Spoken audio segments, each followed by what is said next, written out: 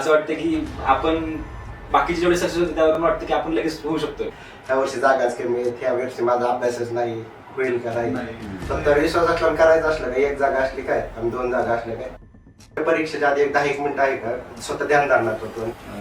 अजून 24 आली किंवा अजून क्लास 1 चांगली वर अजून पोस्ट म्हणजे सॅटिस्फॅक्शनची फिलिंग आहे ना कधी बंद केलं पाहिजे आपण. म्हणजे व्यक्तीचा खूप डिपेंड आहे. आणि ह्या 2-3 वर्षात जर कोणाची प्रिलिमच नसेल निघत, शेवटी एक लक बाय चान्स पण आहे यात.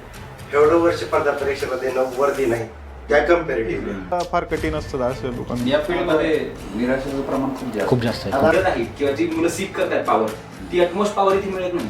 मला की एक ग्रामीण भागातल्या मुलांना वाटतं की हे म्हणजे एक झटक्यात आपल्याला वर चढण्याचं काहीतरी एक मोठं साधन. म्हणतो ना महाराष्ट्राचा वर सध्या स्पर्धा परीक्षा सरकारी नोकरी झाली.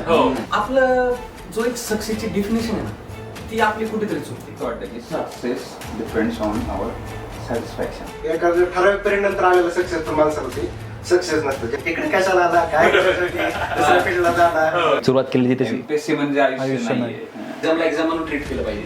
आता लहानपणी मी बसून भाज्या ऐकायचं, मग मी म्हणायचं का भाजी ऐकताना मी झालो आहे. ते ग्लोरीफाय करायचं वाक्य नाही ना, हे करावंच लागलं. आपल्याला पण आता रविवारी आमच्याकडे एमपीएससी जर्नी मी मला वाटतं पेशन्स प्रत्येकाला पेशन्स.